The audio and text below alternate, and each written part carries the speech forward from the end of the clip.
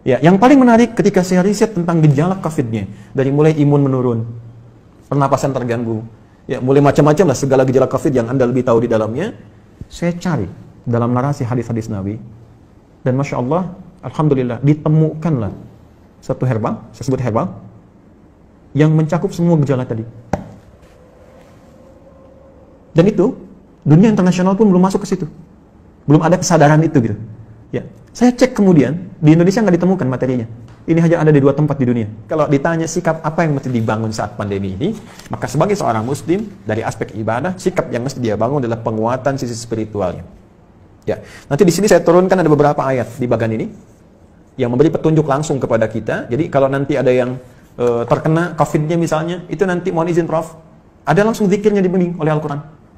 Ya, bisa zikir yang standar Quran surah ke-26 ayat 80, zikirnya Nabi Ibrahim tuh. Wa idza maridtu fahuwa yashfin. Harus optimis. Kalau saya sakit pasti disembuhkan. Itu indah sekali di Quran itu. Jadi kalau Anda sakit pun mesti optimis sembuh. Ya, justru yang diajarkan tuh sikap optimisme. Saya selalu klaim ke teman-teman media, Anda tuh gimana sih? 90% lebih sekarang berita tuh jelek semua. Kenapa nggak ditampilkan yang baik-baiknya? Ini sembuh begini, ini kekuatan begini. Itu kan motivasi gitu. Sekarang kita lihat setiap berita tuh A sampai B. Saya dari bangun tidur itu, ya setelah sholat, ngaji, macam-macam, saya jejerkan berita luar dengan dalam negeri. Itu beritanya 90% ke atas, jelek semua. Ini membuat manusia itu nggak semangat gitu. Ini mungkin frame yang kita mesti bangun. Mohon izin saya selesaikan sebentar. Nanti ada zikir yang standar, ada zikir Nabi Ayub. Ya, kalau orang sudah mulai vonis dokternya ini sulit, ventilator sudah dipasang, sesak macam-macam. Ini luar biasa ini ya. Nanti ada zikir Nabi Ayub di Quran surah ke-21 misalnya, ayat 83 sampai dengan 84 yang divonis oleh orang nggak mungkin sembuh ternyata sembuh. Sekali lagi, optimisme yang dibangun. Inna ma'al usri yusra, ini pasti selesai, bahasa psikologinya. La yukallifullahu nafsan illa wus'aha, nggak mungkin saya diuji kecuali saya mampu mengatasi itu semua. Itu kalimat-kalimat positif dalam psikologi yang bisa membuat imun kita semakin naik. Nah, sekarang saya cepat karena waktu saya berakhir. Bagaimana ikhtiar secara muawalahnya? Ya, tadi saya sudah singgung, ini barangkali mesti dikoordinasikan, dan alhamdulillah di pemerintah juga sudah membuat gugus tugas kan, gugus tugas COVID, ada penanganan secara sosial, sudah ada social distancing, physical distancing, sampai masuk juga ke ranah-ranah ibadah yang mau ke masjid ya, sudah ada fatwanya tersendiri.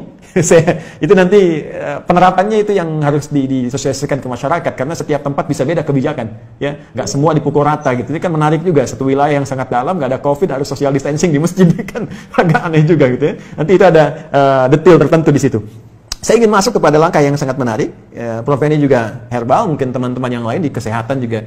Tapi saya nggak bisa buka ini ya, spesies genusnya saya ingin buka dulu sebentar. Tapi saya challenge, ya Bu Rektor, saya challenge ya nanti tim terbaik dari Unhas. Kalau mau silahkan ke Bekasi, saya tunjukkan. Karena saya sudah uji ini 6 bulan dan alhamdulillah 100% manfaatnya.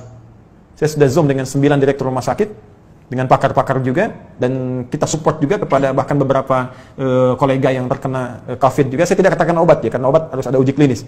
Saya katakan herbal, nabawi, ya kan? Ini apa namanya? Prophetic healing ya, jadi pendekatan dari tibbun nabawi. Ada sesuatu yang sangat menarik. Nah, saya riset, sekali lagi riset, gejala-gejala yang terkait dengan COVID. Dari hasil tadi, dari yang mohon maaf teman-teman sekalian, ada yang dari Tiongkok tadi, dari beberapa negara yang disampaikan datanya oleh IMPAT-nya, filenya datang ke saya. Dan ini hasil riset bukan sembarangan. Dari sini kita petakan kebutuhannya Pak. Saya mau share begini ya, sebelum saya sampai ke herbal dulu. Ini Tiongkok. Ya, saya pilihkan beberapa halaman. Ini ada 140 halaman lebih model Tiongkok ini. Tahukah teman-teman, saat terjadi COVID ini, mereka sudah mempraktekkan apa yang didorongkan bahkan oleh Nabi jauh-jauh hari sebelumnya. Tapi bukan dalam konteks yang pertama ibadah tadi. Dalam konteks kehidupan muamalah dengan seluruh aspeknya, baik sosial, ekonomi, dan sebagainya. Saat terjadi ini, itu saya baca di laporan ini, pemerintah Tiongkok sudah mengumpulkan seluruh ahli medis dan herbal untuk berkumpul mengatasi, dulu masih epidemi, di Wuhan. Mereka kumpulkan semua alternatif. Dan yang paling dahsyat, rahmat yang diisyaratkan Nabi, yang bisa berlaku di konteks muamalah, bisa masuk ke ekonomi, bisa masuk ke ranah sosial, itu mereka praktekkan. Mereka riset, apa yang dibutuhkan untuk mengatasi wabah ini? Apa saja yang dibutuhkan? Lalu mereka minta ke dunia-dunia luar, dan dunia luar, ya luar biasa dengan itikan baiknya. Ada yang nyumbang APD, nyumbang macam-macam. Mereka sudah petakan, oh ini kebutuhannya. Dan sudah dilihat, ini satu hal yang dirasakan akan banyak menyebar. Karena dalam skala global, termasuk khususnya dalam politik global, ini kan isunya luas dengan 3 tipe itu, kan? Ada yang versi Amerika, versi Israel, ada yang versi Cina-nya, kan? Artinya ini kan sudah menyebar dan mereka sudah lihat. Artinya apa? Potensi dari segi muamalahnya, karena ini kan sisi agamanya kosong gitu kan, dalam tanda petik minim lah. Dia tarik sisi ekonominya saja. Bahkan dari tim mereka punya tim khusus yang dalam bidang ekonomi untuk memetakan ada ribuan list yang mungkin bisa dimanfaatkan dengan situasi pandemi ini. Ini bikin APD, ini bikin kits, bikin ini, bikin itu, bikin sampai puncaknya vaksin. Dan mereka sudah prediksi. Akhirnya dari luar ditarik nyumbang ke sana, ketika di luar merasakan sudah mulai terkena dan kesulitan untuk itu, mereka ekspor. Seperti contoh gini ya. Kami punya kelas riset. Kelas riset ini basicnya Al-Quran dan Hadis. Ada 5 kelas utama. Di antara 5 kelas itu nanti ada kelas pengusaha, ya, ada kelas dunia kesehatan. Kami tergabung dengan 400 dokter, ya, ada nakes, ya, dan macam-macam. Itu belajar semua kurikulum dari Al-Quran dan Hadis. Sesuai spesialisasinya. Jadi kalau dokter mata, apa kurikulum mata di Al-Quran? Kita turunkan dalam pembelajaran. Ya, dokter gigi, dokter ini macam-macam, termasuk kaitan dengan apa yang kita kaji. Saya riset dengan teman-teman yang di dunia usaha. Ini akan ada kebutuhan APD, masker, dan sebagainya. Sampai kami buat standar yang nanti akan ditetapkan oleh pemerintah. Ini standar APD. APD yang tersebar di Indonesia itu pionir pertama yang riset di antara kami. Ya, ini yang versi pemerintah untuk distandarkan. Ya, face shield. Kita buat face shield, masker. Tahu nggak teman-teman, Prof? Kita buat face shield untuk bantu masyarakat awal-awal. Bahkan kita gratiskan. Kemudian setelah itu kita ambil bahan baku harga sekian. Dari bahan baku 25.000 baru akan disupportkan ke masyarakat. Sudah ada di salah satu toko, saya nggak sebut nama, yang ngambil dari Tiongkok 60.000 dijualnya dan sudah lolos dengan semua ujinya. Saya ingin lihat dengan persepsi yang lain ya. Saya ingin lihat dengan persepsi, bukan persepsi kita menyoal. Persepsi kita melihat bagaimana Tiongkok membaca peluang, menjadikan ini sebagai rahmat, dan sekarang diselamatin WHO. Selesai gitu kan. Mereka bebas, tapi mereka bisa meningkatkan sisi ekonominya. Kenapa kita nggak riset itu semua? Peluang apa yang bisa kerjakan kita sekarang? Kenapa teman-teman misalnya di wilayah Makassar, Sulawesi bisa tidak membuat batasan terbatas? Kenapa Anda nggak bikin aplikasi? Ya, meningkatkan ketahanan pangan. Riset, siapa yang jualan padinya, siapa yang jualan kentangnya, jualan sagunya, macam-macam. Aplikasi wilayah Makassar saja. Unhas jadi pionirnya. Yang butuh pangan ke sini, butuh ini ke sini. Mereka tinggal klik. Lokal hidup, nggak terganggu. Baru kita ngambil dari luar. Itu sisi ini.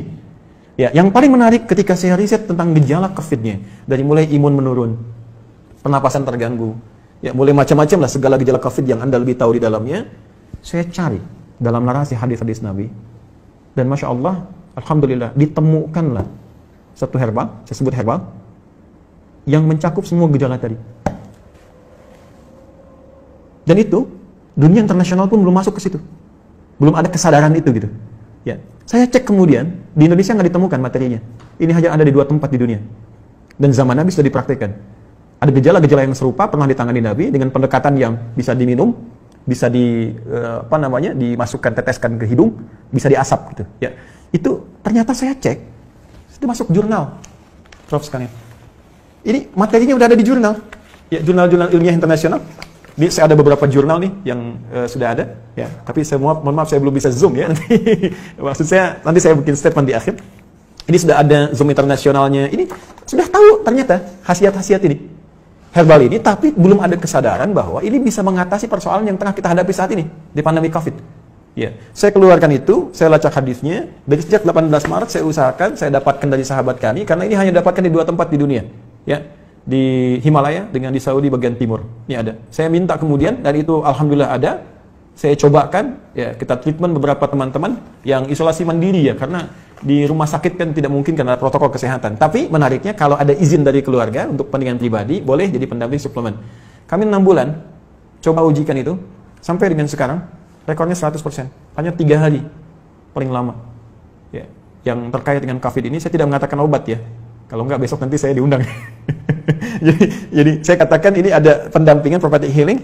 Kemudian saya sempat share juga Zoom dengan beberapa 9 direktur rumah sakit, kita berikan bantuan juga, itu dengan skala yang sangat terbatas. Dan menariknya, saya coba pesan itu, 1 kali lewat online, ya ingin tahu gitu kan, ada dilacak, ini sudah di produk internasional, tapi dengan arah pengobatan tertentu, bukan ke COVID, ya bukan gejala-gejala ini. Dan belum tahu kalau ternyata itu bisa untuk gejala yang dimaksudkan. Jadi kalau kita pesan pun ada, cuma kualitasnya belum tentu sama, karena ada 15 spesiesnya, 15 spesies. Nah saya coba pesan, ya, saya minta staff saya pesan, coba saya pengen tahu, nyampe nggak ke kita barangnya. Tahukah Anda apa yang terjadi? Begitu saya pesannya lewat ke Himalaya, ternyata barang yang datang ke kami harus masuk dulu ke Cina, dan ketika saya terima di Indonesia, addressnya, alamatnya dari Wuhan. Anda bisa bayangkan bagaimana bisa kontrol terhadap itu pun mulai ada kesadaran. Dari beberapa tempat sekarang mulai ada kesadaran untuk itu. Saya sudah menyampaikan kepada relasi terkait teman-teman, saya katakan begini sampai ke negara pun. Jika negara membutuhkan ini dan benar, ya silahkan uji. Rekomendasi kami siapapun yang ingin menguji dari pihak manapun, silahkan uji di lab. Kalau betul terbukti ada manfaatnya, saya serahkan sepenuhnya untuk negara. Saya tidak akan mengambil apapun dari ini dengan kecintaan kami kepada Indonesia. Hanya saya ingin satu saja, sebutkan referensinya bahwa ini dari hadis Nabi. Itu saja.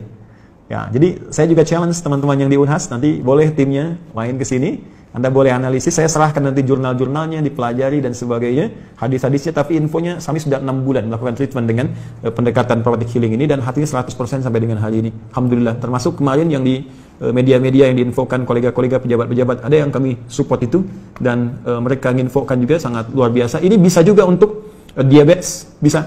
Kemudian kemarin ada yang kompleks antara diabetes dengan liver, dia menggunakan medis, ya medis belum ada pengaruh, mungkin belum cocok saja, mohon izin ya. Lalu coba kami support dengan itu, dia selesaikan medisnya, dia tidak minum dulu, dia konsumsi itu kami berikan, karena ini hanya 2 pekan, hanya boleh dikonsumsi dalam 2 pekan, kemudian selesai, 1 pekan baru nyambung kembali. Apa yang terjadi? Hanya dalam 3 hari terjadi pemulihan yang sangat luar biasa, dia sudah bisa ke masjid, sudah beraktivitas dan sudah normal kembali. Saya ingin katakan begini, betapa ini rahmat untuk kita dalam aspek muamalah. Kita bisa terbuka, bangsa kita bisa lebih kreatif, bikin APD, bikin peluang, bikin macam-macam, semua sifat makro dalam bernegara itu bisa kita dudukan di sini. Ya, dari segi ekonomi apa sih yang bisa kita ambil manfaat dari sini? Jangan dikeluhkan semua. Ya, dari segi ibadah sudah selesai tadi. Ya, dari segi kehidupan sosial seperti apa? Ada banyak hikmah yang bisa kita gali, silaturahim, penguatan di keluarga, ya, penguatan di kampus dan sebagainya, dan tentunya teraplikasikannya di nilai kebangsaan dengan nilai yang lebih luas. Saya kira itu yang bisa saya sampaikan. Ya, sebagai uraian dengan basic tadi apa yang dimintakan. Saya pikir Bapak Ibu lebih memahami apa yang saya sampaikan, dan saya banyak belajar dari Bapak Ibu sekalian. Ini hanya share saja apa yang saya temukan, boleh jadi Anda menemukan yang lebih baik dari apa yang pernah saya risetkan.